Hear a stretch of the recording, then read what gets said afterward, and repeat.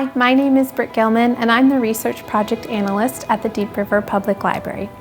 Since 2022, the Deep River Library and partners have been co-leading this local history project titled Not Born from a Virgin Forest, Deep River and Area's Earliest History. The title of this project is derived from early recorded accounts of Virginia Adams Hunt, who proposed that the area that we now call Deep River had housed families for decades prior to the arrival of the town, and therefore Deep River was not born from a virgin forest.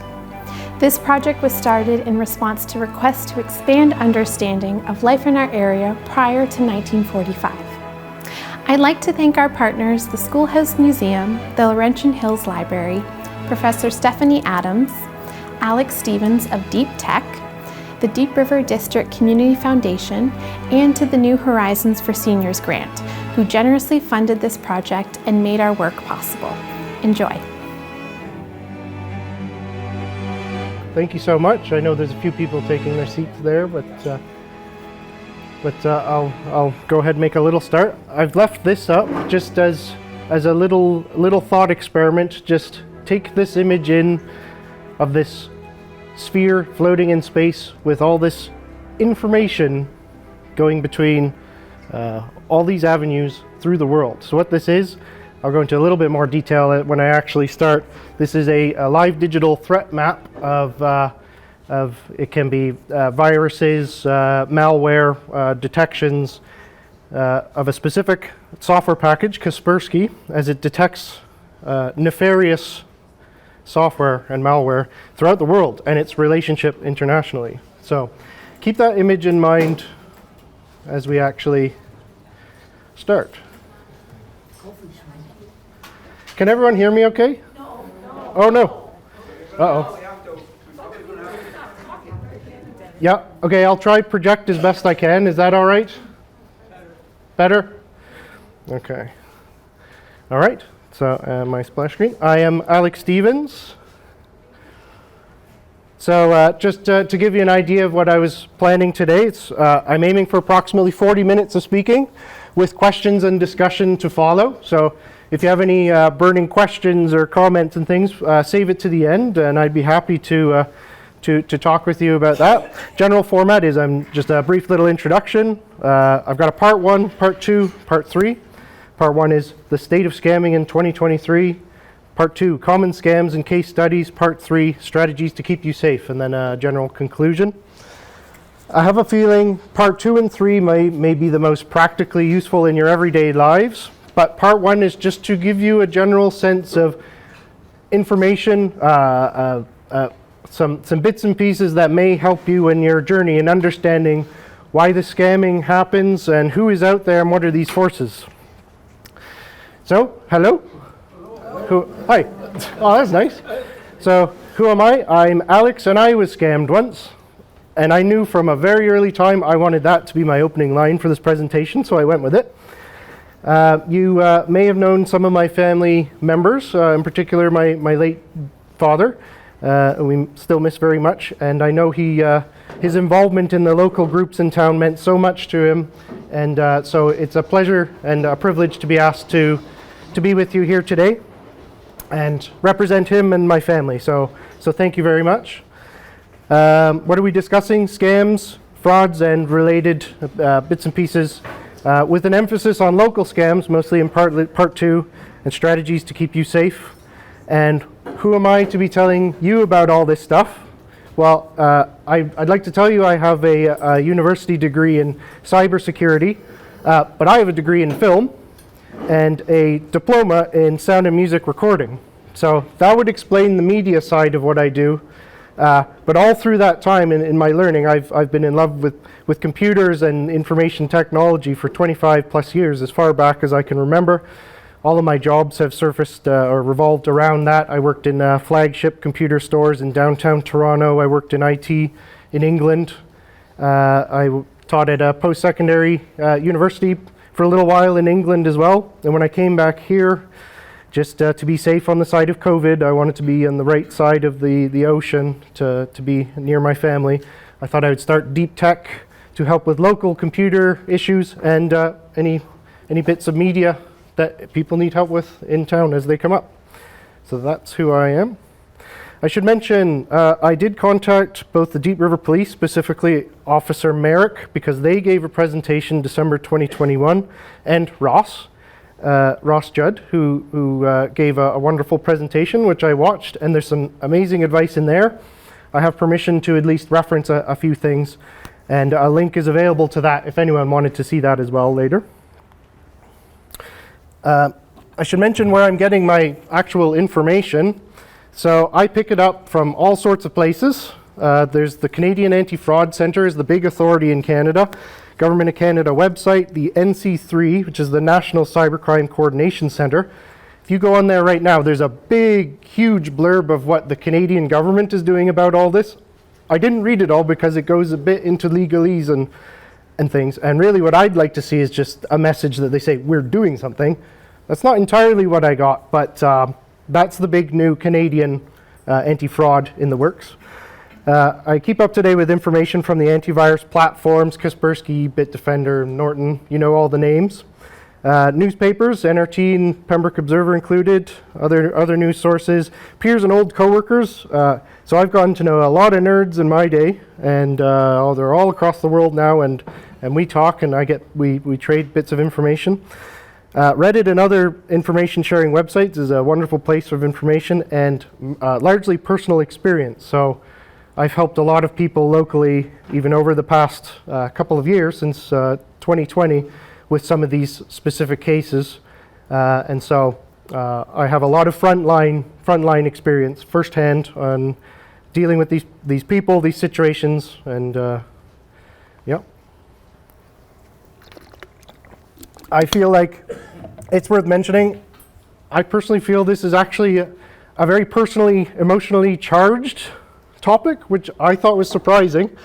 You'd think it would be kind of drab in that it's about information computers, but at the end of the day, it's about people, and it's very, very emotional. And I think throughout the course of this, a few of the things I might say might make you feel a bit angry, might make you feel a bit upset. And I have a feeling that everyone here has some kind of story to relate to this, or they'd like to share. Also, just to say, this is a humongous area. I cannot talk about every single facet of it. It's a deep rabbit hole. But I think I'm going to touch on some of the more important concepts and things we can do about it. So, thought experiment. I'd like for everyone to consider that information in this day and age is a currency. You live within your own bubble. You must protect your information. If that wall of said bubble bursts, information leaks out, it can be very difficult to reform that bubble with exactly that information, and who knows where that information has drifted off to. We owe it to ourselves right now to protect ourselves and reduce the size of this bubble. I know it's a cliche metaphor, but I'm trying to adapt it, and this is my first talk on the matter, so the bubble metaphor will expand with time, pun intended. So I was pointing out that the real-time threat map I had at the very beginning with the globe. So I put that up there just to illustrate a point that geographically the world is arguably, some people say the world is small, but geographically, in the very human sense, the world is a pretty big place. If you wanted to go to the Eiffel Tower, if you want to walk there, that's quite a journey. Digitally, the world is tiny, absolutely tiny. From where I am right now, if I wanted to message someone at the Eiffel Tower, you can do it within seconds. So the concept of the world being a large place when it comes to information, it does not work. The world is a small place digitally. Specifically, that digital threat map was the antivirus provider Kaspersky, which I did use for a while. I really didn't intend to bring much politically into this talk, but there are little details about software, antivirus, that you pick up as you go, and I felt maybe it was relevant to at least mention Kaspersky is headquartered in Moscow, Russia. Since 2017, it's been banned from installation on any US government computer, and the FCC in 2022 warned businesses about using it. So I even used it myself for a long time, but I want you to consider ramifications of your information, where it floats to, who you want to have it. Are you comfortable with this? Because at the end of the day, you're responsible. You should take ownership. You're the master of your information. Scamming's old business, and I think everyone has an idea, but let's define it as a noun: a fraudulent or deceptive act or operation, or to deceive or defraud. A Boston hedge fund manager who schemed millions of dollars from friends, family, and other investors in what authorities say was a Ponzi scheme has been sent to prison for more than 14 years. That's kind of a nice, happy story in a way. I knew I wanted to put Harry and Marv from Home Alone in here somewhere, so here it is. So in other words, scamming: blackmail, deceit, deception, extortion, fraud, hoax, racket, ripoff, shakedown, sham, cheating, con, double dealing, flim flam, hosing, hustle, sting, con game, crooked deal, dirty pool, double cross, fast one, shady deal, shell game, sucker game. Nasty business. So a bit of information from the CAFC. So fraud has gotten to the point of, if you go on the official government channels, there's not just a single list of these are the types of frauds. There's an A to Z on the number of frauds, with many categorically in each. Many common ones that everyone's probably heard of include phishing, spam emails. COVID-19 is a recent one, and benefits like the CRA as well. Home HVAC and furnace calls, fake calls and texts, Facebook profile hijacking and related social media, and anything involving gift cards, which I think you had mentioned to me this morning, a scam about gift cards. The second that something comes up where someone wants you to do something for them and it involves a gift card, period, that's a red flag. Be very, very careful. Some more statistics. Lost to fraud as of December 31st, 2022, 530 million. And so this is from the CAFC. And the amount recovered, 2,400,000. So unless my math's wrong, I did triple check it because I really didn't want to get this wrong. That's less than 0.5% of money that's been defrauded from people recovered. I think that's a scary number. And why? And they say that it's there's much more than that. It's that people don't report it out of fear, embarrassment, futility, or lack of knowledge or available resources. If you feel you have been frauded, don't be afraid. You should do what you can about it. You owe it to yourself. So there's an intelligence behind scamming, and it adapts, learns, evolves over time, but it still centers around information. So keep in mind this personal bubble. Thinking of information as a currency, now also consider this, that there are places that we voluntarily divulge a lot of our personal information. I'm thinking largely social media, Facebook. Amazon is a really interesting case, TikTok, LinkedIn, so it's work-related kind of social media. Websites and services that require personal information to create an account. You know, you have to think to yourself, if you're creating a Hudson's Bay account, should you really be putting your whole entire personal history in there? It's up to you. Probably not. I'd like to just point to one famous example of, everyone knows who Mark Zuckerberg is. Big head cheese of Facebook and now Meta.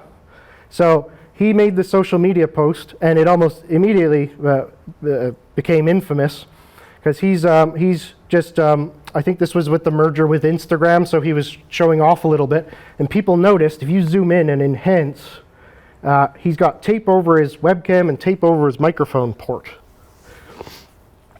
So you have to think, if these people at the very top are doing this, I have tape on my laptop webcam too, by the way. Why shouldn't you? Perhaps he's a high priority target, but perhaps it's good to err on the side of caution regardless. Just a quick mention of Amazon. Amazon is a really interesting case, and Jeff Bezos, with the amount of information they collect. I watched a documentary where it was Jeff Bezos saying that on weekends, what he would do is he would sit with his executives, so Friday, Saturday night, and he would get beer and a couple pizzas, and they would sit and they would just look at data. They just looked at trends and information about people and purchasing histories and trends. And that business has expanded greatly. Alexa and Ring doorbells, if you buy those products, those connect to your home networks. Alexas literally are listening in. They claim they're not doing anything wrong, but who knows? So the actual advice to how to fight against something like Amazon collecting information is simply don't participate. Don't use Amazon. So I used a war game quote there, a strange game, the only winning move is not to play. I know my dad would have appreciated that one. So I just included this. This is the most academic this talk will get, period. But I just want to get the point across. We are in the information age. So these are socio-economic forces that push mankind forward. And there's probably some of you in here that might be able to explain even this sort of thing a bit better to me. But as we've gone from transforming material and energy from water, steam, electric combustion, of course nuclear in a town like this, we are now in the business of computing information. Information is key to everything. So I really want to drive that point home. So why am I talking about Amazon, social media, Facebook, and all of this? So what if there are breaches or leaks of this information? So a breach is when it's accessed by a cyber attack. Someone with bad intentions targets a company, gets in there and pulls some information out. A leak is when it's often unknowingly or accidentally exposed. Say someone leaves some folder open with all the important documents and everyone's passwords, addresses, first names, and pet names are now available to anyone who knows how to get them. So again, reduce the size of your bubble to limit the potential of dissemination of your information. If you put less out there, there's the less potential that you can be had. So I'd like to throw in little examples of things I encounter as I go. So an email from last week from Indigo. I think I bought a book there once, but I'm registered to them now. They know who I am and they know my email address. And they said, I won't read the whole thing, but essentially they've had a data breach and they're just being polite to inform me that they're investigating it. So I'm sure many people in this room have seen similar emails. Data breaches and leaks, some of the biggest that have happened. Facebook, 533 million users' data leaked in 2019. Marriott, 500 million users' data hacked in 2018, including passport info and credit card. Yahoo, 1 billion accounts. And I made mention here, at least it's fortunate in a way that companies they're terrified of these attacks happening because of the legal ramifications of it. That is one kind of glimmer of light in all this. Companies do take it very, very seriously, but when those smaller companies that don't, they're running risky business there. So these companies collect huge amounts of data about people, especially if they're not protected or encrypted. Just a little visualization. That's one way to see the internet. It's a connected, funny enough, a web. But it makes me think of either something interstellar, like in space, or almost like neurons. So it's just to see the connected nature of everything. So these are some of the major servers and websites and some of the major internet infrastructure reduced to that size. And there's a wonderful website, internetmap.net, where you can navigate with it. It's interactive, and it will show you the general size of information infrastructure of these companies. So some of those big bubbles there are Google and Facebook and etc. And this was just a neat little thing I came upon too, which was there was a little infectious piece of malware got on a lot of machines around the world, and what this little piece of malware was designed to do was just ping everything it could to say, hello, who's there? And then it would just report that information back to the person who created this thing. And he created a map of the devices of the world. And I think it's really interesting. And that's the day and night cycle there. And so you can just see how digital, how technological the world really is, and how interconnected it is too.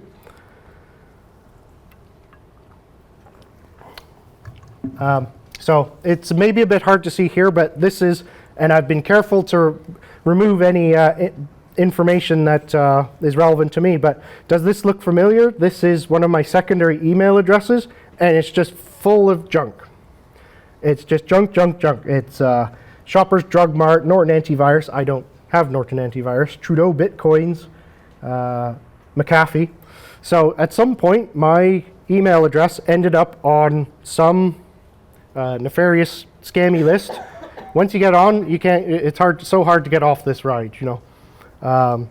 So this, unfortunately, probably looks very familiar. So just one piece of advice here is this is my secondary email address. My main email address does not look like that.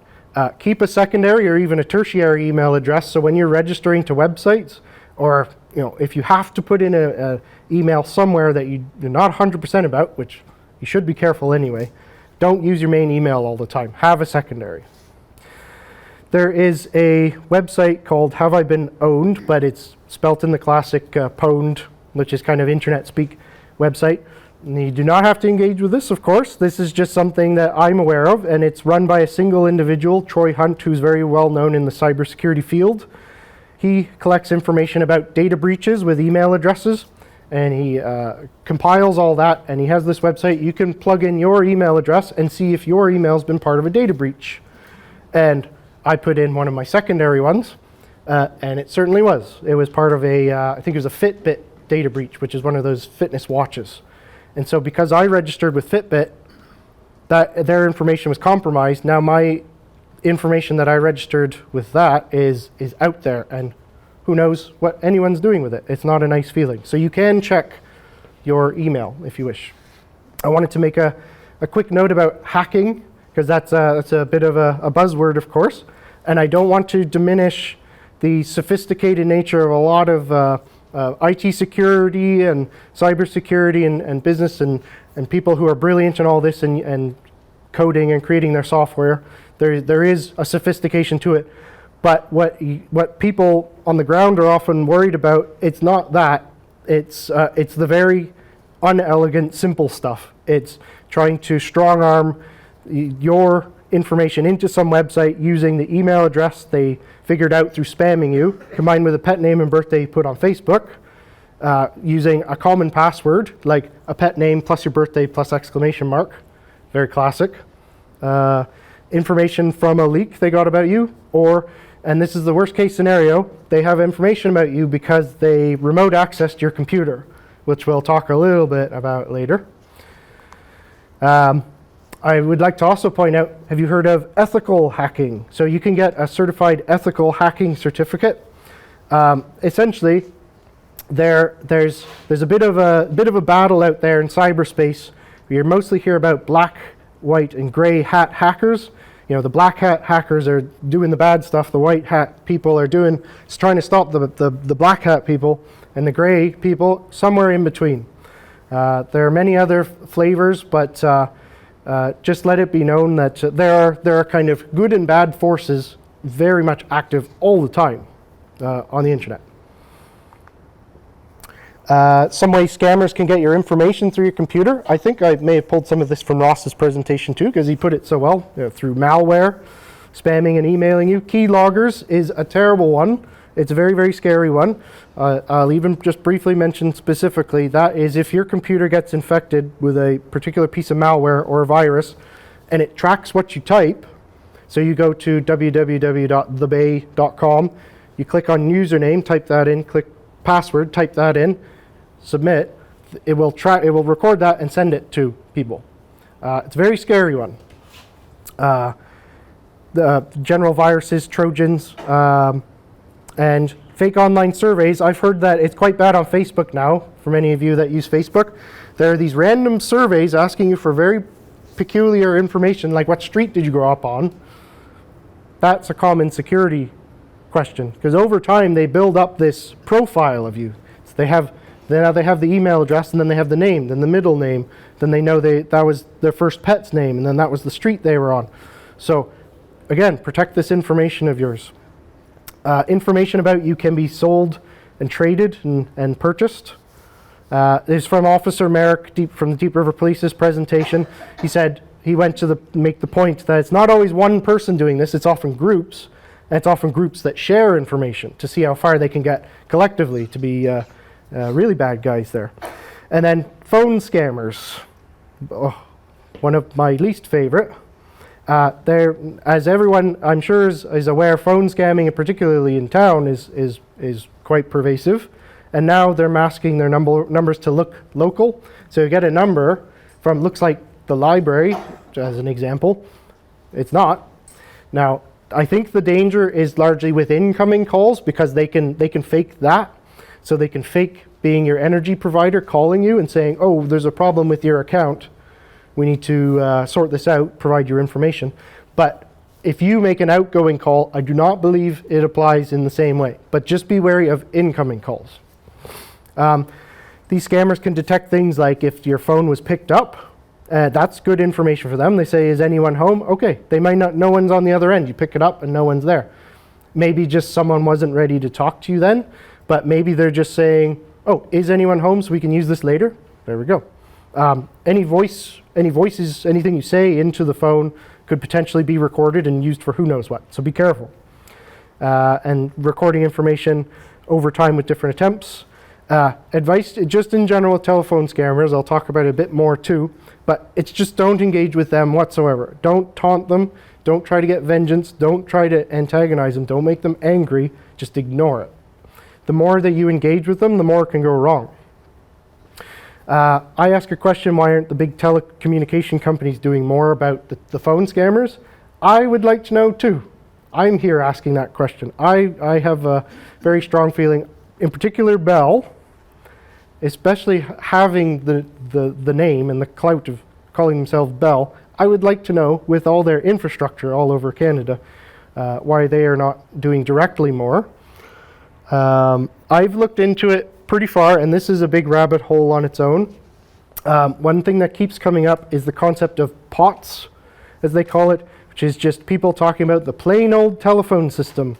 And the answer to why can't they stop the telephone scammers over the POTS, over the plain old telephone system, is it's complicated. So I have not been able to get much of a straight answer why they can't stop that. But I think it's limitations to the old copper infrastructure. I'd like more answers as well. It's widely thought that any of the international call scam centers, people can speculate all they want, but what keeps coming up in my research is authorities turn a blind eye, or these scam centers are intermingled with legitimate businesses, and it's impossible to do anything about. Now, I'd like to point out one thing. If you'd like to see some wonderful vengeance being taken out on these scammers, there's a few YouTube channels out there. You do not have to do it yourself. These people have made it their job to scam scammers. One very well-known, Scammer Payback, another guy, Mark Rober. He sends the glitter bombs to porch pirates and people who steal packages and things.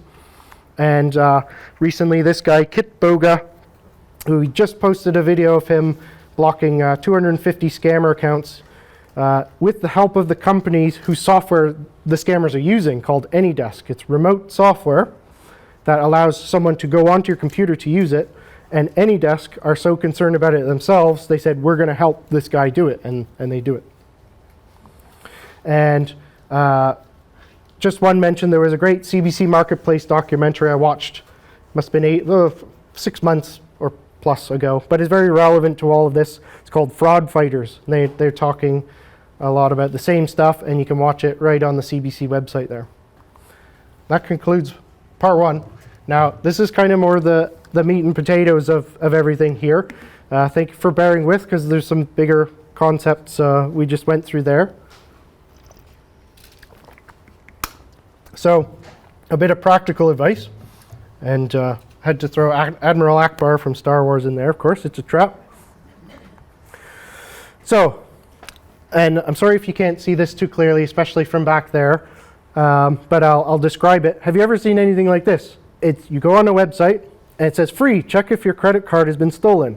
Enter your credit card issuer, credit card number, name on credit card, expiration date to check. Literally, that's what it is, and I've literally seen that on a website before. So it's so simple, though. You'd think maybe you thought you were on a banking site, and this is the BMO scam check. No, you have to be very, very careful of this. Don't put information in like that at all. So my advice, ignore this. Use common sense. No company, service, or bank would utilize a tool like that. So this was an email I got a couple weeks ago. It's from workman987654210 at gmail.com. It's completely blank, except there's a picture as an attachment. Now, you have to be very, very careful of attachments. You have to know what you're dealing with. And I feel comfortable and confident that I knew what I was doing, so I did have a look at the attachment. But don't open attachments if you're not sure. I knew it was a JPEG, and I investigated it, and I knew it was a picture file. The picture was this, which is a children's drawing. It's a little kid on a house, and it looks like it's done by a child. Now, why would I receive that? Well, probably what the person on the other end is hoping is you say, oh, that's really, really cute, and it's so sad that that didn't end up going to the right person because I got it. So I'll just send a response and say, look, you were probably trying to send this wonderful children's drawing to some family member, but yeah, I'm not them. And thus begins potential phishing, getting information out of you, engaging, talking. They'll say, oh, well, what's your name? Where do you live? Do you have any grandchildren? Advice, don't touch it. You got to delete that. Delete that. Another email, it's just junk. Congratulations, you've been selected to participate in our loyalty program from some coffee company I've never heard of. Nespresso, they didn't even type it correctly. Be careful of engaging in any emails like this, especially anything, usually they're highlighted blue with an underline, that means they're URLs, but just about anything could potentially be dangerous. They could make some of the background picture pieces linkable, hyperlinked, some of the other text that's not blue. Just don't click, don't engage. We got one of those from the post office, I think, some time ago. This is just a scratch card we received, and I think the way that this one generally goes is just you get the scam card, you scratch it, of course you win, you have to call this number, you have to provide some information, and I didn't get to the bottom of this entirely, but I think it resulted in you have to sign up for some home utility service, and they'll come and review your water tank to get your prize. Something weird and convoluted like that. Free money would be lovely and free prizes in the post, but this scratch card is a scam. Some scammers are very bold. Now, I've not gotten this one, but it's a bit frightening. Telephone call you get, and on the other end it just says, hello, this is Stephen from such and such security. Do you mind if I ask, do you have a security system? Right? And some people, maybe a bit naive or innocent or just not thinking straight, might say, well, yes, Stephen, well, thanks for your call. No, we don't have a security system. I'd like very much I'm interested in information. Well, now someone you don't know knows that your home doesn't have a security system. Be very careful of these calls. And also calls pretending to be relatives or grandchildren. I know that one directly where it was someone pretending to be a grandchild that doesn't exist, that's either in prison or in trouble and needs money. That's a pretty common scam now. Don't engage with that. Hang up the phone, don't provide information. And it can be frightening too, and this is some of that emotion I was talking about where someone's pretending that family members hurt. And one person I spoke to about that said, well, I immediately got off the phone and I called them to see. It was frightening, so not nice either. It's very, very, really not nice. So I did actually I have two little audio recordings. I have a feeling they're going to be too low to hear for the whole room, but I'll just let a bit of one play anyway.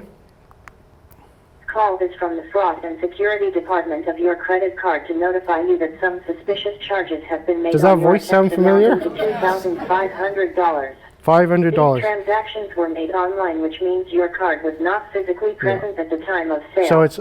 If you have made these charges, press 1 or else press 2 to stop further transactions. Yeah, so I recorded that from my phone. So press 1 to talk to an agent. Press 2, press a number to talk to someone to stop this horrible business going on. It's not real. And then there was another one. There's my voice there too. Dear customer, this is Olivia from Amazon Online Support. We received one incoming charge of $649 in your Amazon account from Ontario. For dispute on this charge, press 1 to connect our customer care representative. Thank you. No way. No way. As I said. Nope, don't press the button. Don't be tempted. And don't be tempted to press the button and tell them off either. Really, don't. Could I ask a quick question? Sure, of course. One in particular. Yes. If you just lay the phone down, Yeah. how long can you tie up the scammer? See, I have done that a bit too. So I've gotten on the phone with someone. I say, well, you know, two can play that game a little bit. I'll just say hello. Then, okay, just bear with one moment. Put it on mute and put it down. It's a little bit of payback, but at the same time, you know, it can feel a little bit good to get your own back a bit. But at the same time, you're making them a bit angry. And they might say, oh, you want to play games with me? They'll target you again. I would still say, for the purposes of this, don't engage. Go on YouTube, watch these guys that are busting hundreds of these scammers in these call centers at once. That's what I'd recommend. But I like your thinking, because I did do that before. So similar scams could be from CRA, energy providers, or random computer technical support. They'll just say, hi, this is Microsoft, and we have an update, and you need to do this, XYZ. Microsoft will not contact you like that. Don't engage. Use common sense and stand your ground, and remember, you're the boss. So I have specifically some case studies of these are people with my business that I've helped over the past year or two with very specific cases, and it's completely anonymous, and I'm not identifying anyone, but this is stuff that I have done in town recently. So I started with one of the worst, which is remote access via TeamViewer or AnyDesk. So essentially what happened, to break it down, is receive a phone call and they say hello, and on the other end it's, oh, well, this is, could be Microsoft. We need to do something with your computer. Please go to this website, download this program, and we'll help you with it. So they make you go to a website like TeamViewer, AnyDesk. As soon as that sort of thing starts happening, that's a huge red flag. You'll download some software, install it, they'll say punch in this number, and that connects to your two computers, and suddenly now they have full access to your computer, and they'll do things like throw up a screen that you can't see behind, or a fake folder screen, but while you're looking at that and you're all concerned with what's going on, they're rooting through your documents folder, your downloads folder, and in this specific case, this is a bit frightening, if you've heard of password managers, it was Google Chrome was open, and her password list was open with all the passwords visible. So this individual did the right thing, which was, started, and it was worrying. I think it felt like something was wrong at the start, but disengaged, turned off the computer, disconnected it, and gave it to me to look at. And I made sure it was not on a network, so there's no connectivity going on. I had a look, and when I opened it up, the first thing I saw was Google Chrome was open with the password list visible with every password for all of her logins available. You don't want these people looking at this stuff. So it's another note, just be careful with your password management. But that's called remoting, or remote access, and that is currently one of the worst ones, the most thorough ones you have to be very careful of. Do not let anyone tell you to go to a website and download something. Big no-no. Number two was I helped an individual out with actually an unrelated matter, but they happened to say as part of it that they'd received a text message from this nice young man who, let me see it, it just said something to the effect of, hi, this is John, and I'm just sending you a text to let you know that my father passed away, and it was very emotional, and this was his phone number. I just want you to know that you have his phone number, and I just wanted to send a text to reconnect, and I just thought it would be a nice moment. And they were quite taken with that. They thought that's quite a nice gesture, but in fact, scam. So this is more of engaging with you, seeing how much information they can extract over time. If use your instincts, your gut feeling, and it's the classic be aware of strangers. You don't know who these people are. Ignore or block the number. Never send personal information. Now, I should mention, if you have found yourself in a position where you have sent information to people, banking information, personal information, and then you stopped and you think, oh no, they have some stuff, don't panic. The old Douglas Adams thing. Don't panic.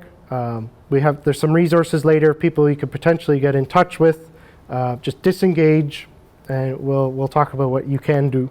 But don't panic.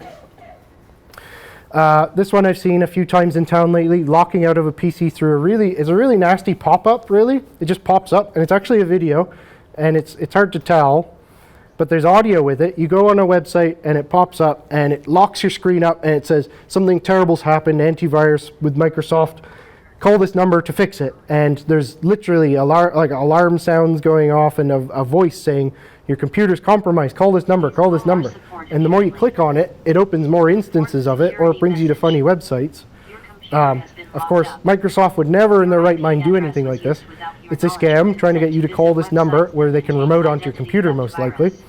The solution is so simple, but you need to know these basic things, is you just have to get out of it. You have to hit escape, so it pulls you out of the full screen. You need to hit Control-Alt-Delete, and then Task Manager kill it. Of course, this is PC based. But a lot of people might not know how to do that. You need to end the process, and that's a nasty one. Okay, my fourth example relates exactly to me. So we had a individual call us, and they were asking for someone else in the home. I asked who was calling. They very firmly ignored me and said, no, I want to speak to them. I said, no, you're not. He had some very, very strong words for me. I had some very strong words for him. Hung up. He called me back, taunted me again. I had some strong words. Hung up. Called again. I had some very strong words, and it turned out to not be him, but someone else from the town. And I had to profusely apologize, and I still feel silly about that to that day. But that was my lesson. I lost my cool, and it made it worse by doing that. Don't engage. But I really did embarrass myself that time, and I had to make amends for that. But it's when you're in the moment, it can be so emotional. I understand. Case study number 5, a local group's website targeted for ransom. You'll just get an email that says, we know you're part of this group. We now have access to the website and controls for it. We're going to do some really nasty things, and we're going to expose you for this, that, and the other, unless you pay us $5,000. So what happened was, well, this person was very worried about it, asked me about it. I had a good look at it. I said, I think this is just fully bogus. What happened was, we didn't interact with it. Nothing happened. They're just hoping that you're worried enough that you send them $5,000. Wouldn't have made a difference. That's holding things for ransom, and there's ransomware. And, that whole category is pretty nasty.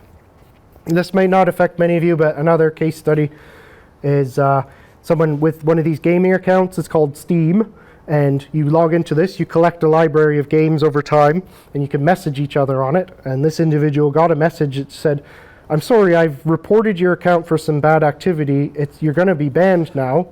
I'm really sorry. Please talk to this Steam representative to fix this all up, and I'm really sorry, we'll get it all straightened out. It's just 2 people in on a scam, one person saying talk to this person, and then who knows what can happen. Get your information. It's enough to make your head spin.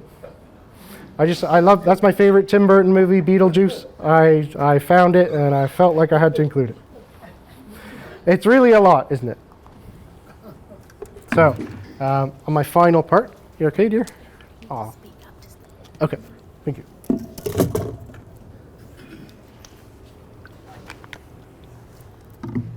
So my final part here, it'd be nice to think if there's a big entity out there that can just protect us, and it's, I don't know, the RCMP's just going to fix all this, or the Anti-Fraud Center is going to get these guys, or this new NC3 Center is going to get them. In my experience right now, and with everything I've researched, it unfortunately is not the case like that. We have to take personal responsibility for the moment, and I really do commend the efforts of any authorities that do try, but I think that's under-resourced. These people are really clever. There's a huge trail to follow to actually try to follow through in recovering money and bust these people. It's a really sad state of affairs. I wish there was more, and I just hope this new NC3 organization will help more in future. But on the bright side, there is some information out there, and there's always hope. So some scam awareness in the NRT. This was December, so just before Christmas. So it was holiday scams in the area. So online shopping scams, phishing emails, text, Secret Santa, gift cards, charity scams. So just keeping people in the know. You try to keep in the know as much as you can. This was very recent, a green energy scam, which is a bit scary too. So January 25th. Beware of individuals going door to door offering to conduct an energy assessment to qualify the homeowner for a green energy rebate. So don't let these people in your home. Don't let strangers in your home. You're the boss. Be assertive. Say no. And in this case, if it's dealing with real people trying to get in your home, that is like Harry and Marv from Home Alone. That's very serious. So consider calling the cops, in my opinion, or say you have already if they're not going to leave.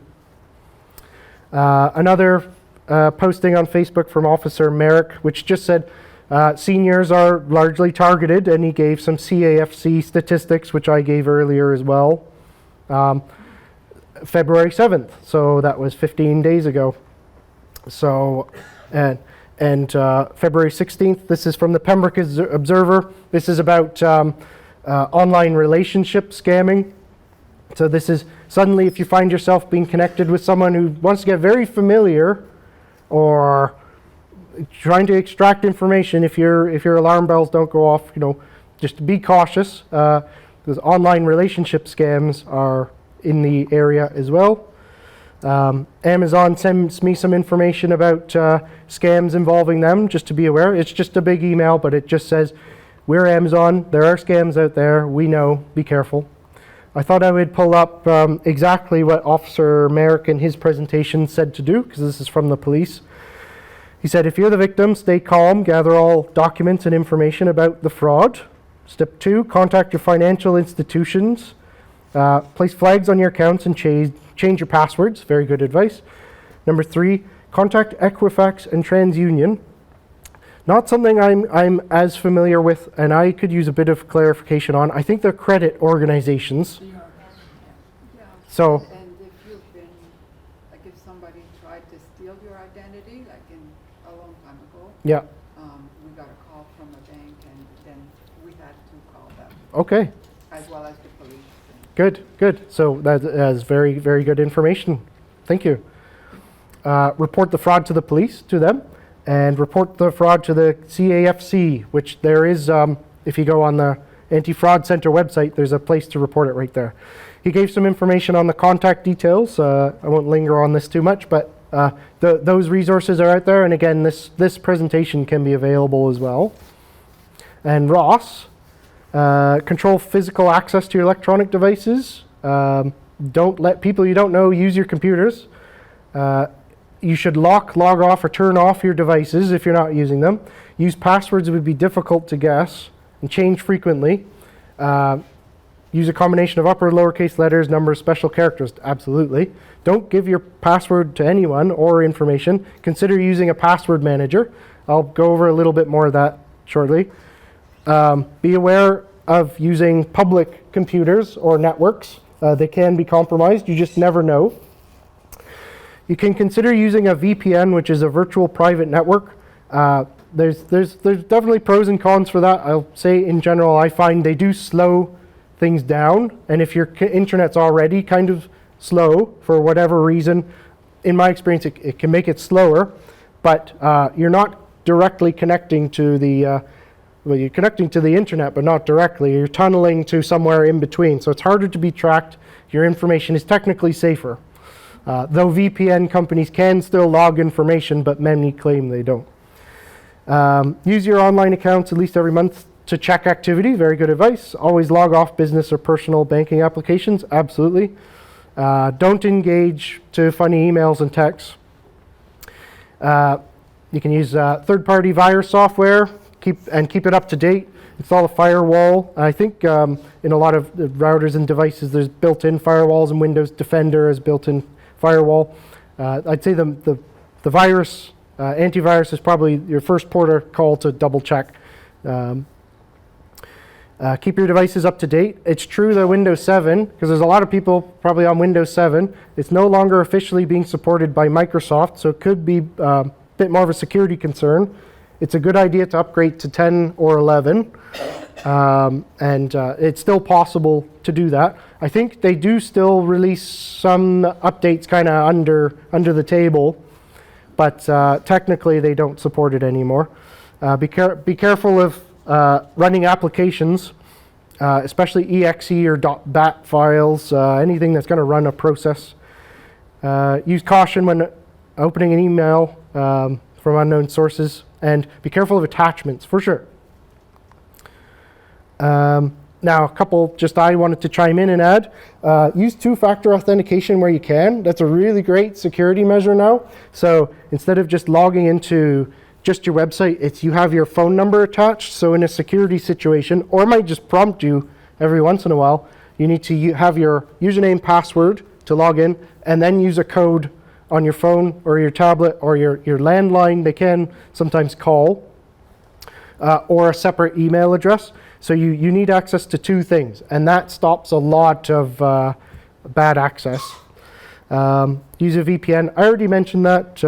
Can slow things down, but it's worth a shot if you want to experiment. A dedicated antivirus, there's a lot of options. Norton, McAfee are very well known. Norton Deluxe has a lot of features. Bitdefender, Avast Panda, Malwarebytes. Windows Defender, you do have antivirus if you're not paying for anything. It's Windows Defender, and it's good if you're kind of clever enough, but it's technically the most used and potentially the most vulnerable because it's so widely used. And then on Apple's, here I am talking so much about PCs that you notice a trend here too. In my opinion, Apple's are, I would say, safer. They're not immune to attacks or compromise themselves, but there's a difference between an account that, your BMO account that you log into. You can use an Apple, a PC, or Linux if you want. There's a difference between your BMO safety and then your Apple device safety. Apple devices on the whole and Linux devices, I would say a bit safer for sure. Have a secondary email address, as I mentioned before. It's very good for registering to random sites. I'd say consider using AdBlock because the internet's become inundated with advertising and it's obnoxious, for one thing. There's a bit of moral judgment you have to use there because if you support, certain YouTube channels, they get revenue from ads. But I am starting to get a bit sick of watching any YouTube video and 6 ads play before it. And AdBlock could potentially block some of the malicious ad pop-ups. Update to Windows 10 or 11 if possible. Be careful, just manage your personal files, documents and downloads folder in particular. They're huge targets because you'll go onto, Scotiabank says download my statement, go straight to documents or downloads. And some people just leave it there and you'll have years of banking information. Use a form of backup if you can, external HDD or cloud. So there's Google Drive, OneDrive. Keep informed, like with the cybersecurity workshop. Yvonne shared that with me. I didn't watch it live, but I watched it after the fact. And that's a lot of the same advice I'm giving here today too. Cybersecurity workshop. Good to keep on top of things. Be careful of anything. Ask you to install a browser extension. Make sure you know what it is.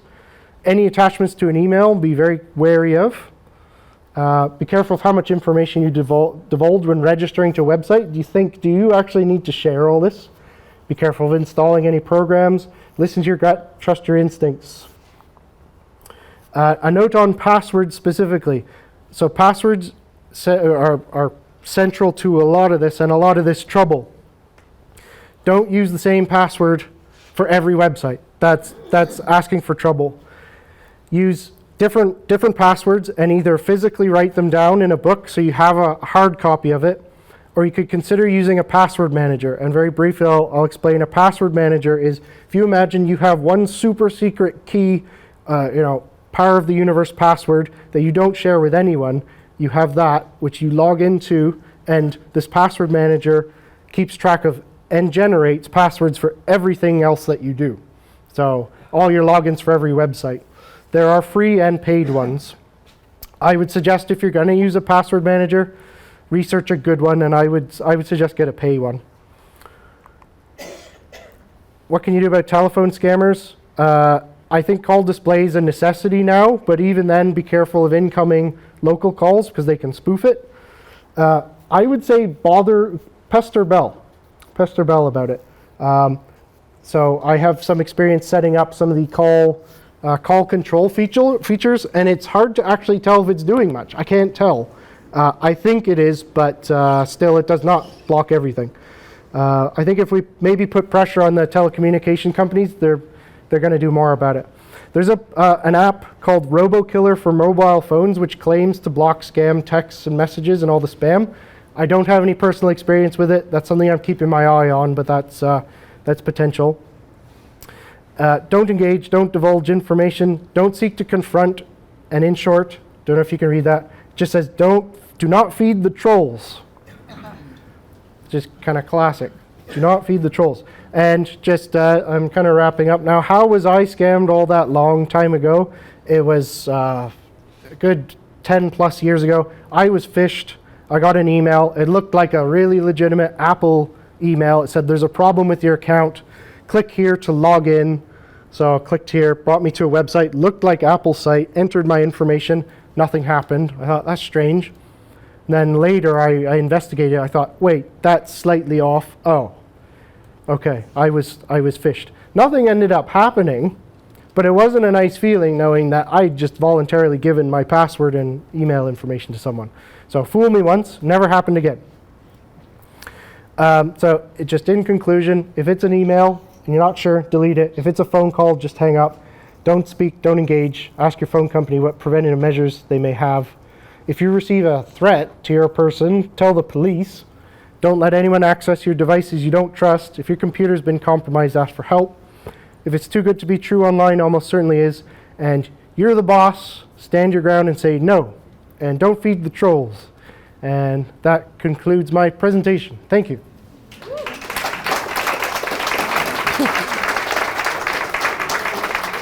Wow, just 55 minutes on the nose there. So I was 15 minutes over, but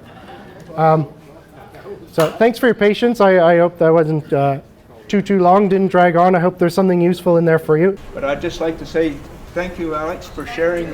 Yes, thank you. for sharing what you do on a daily basis. I think we had an excellent talk today that gave us a bit of the state of the art of scamming in our computers and on our computers. Also, the second, showing us some common causes of scams, and thirdly, giving us some great strategies to use. So, on behalf of all of us, Alex, I want to thank you very much for a great talk. I appreciate it. Thank you for having me. Thank you. Thank you. Thank you.